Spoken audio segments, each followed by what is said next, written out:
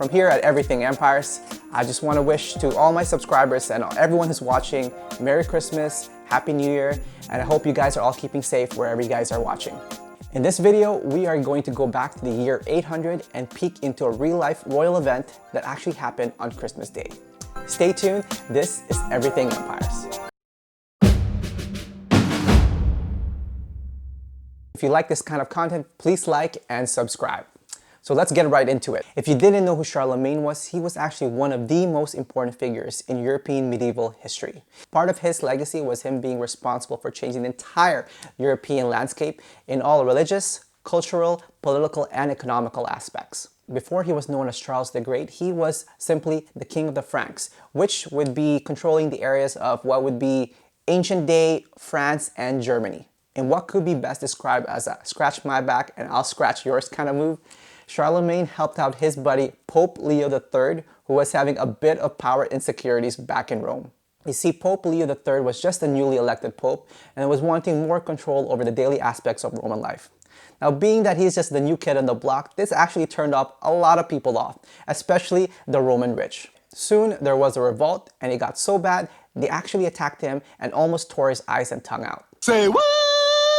Pope Leo III, desperate to hold on to his power, then asked for help from the most powerful man in Western Europe at that time. Cue our man, Charlemagne, to the rescue. So Charlemagne went to Rome and took care of business. The Pope, super happy that all is back to normal, wanted to give Charlemagne a good thank you gift. Now, what can you give a king that pretty much already has everything? Yes, more power. And the Pope went the extra mile.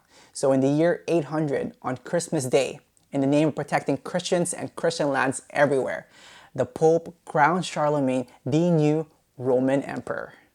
Because what is greater than being king is to be crowned emperor. Because emperor status, right? Spoken!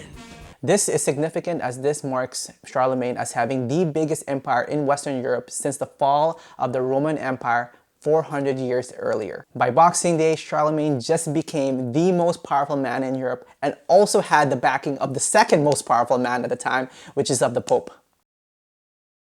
The Pope got what he wanted and Charlemagne went back home a happy emperor. I mean, a happy man.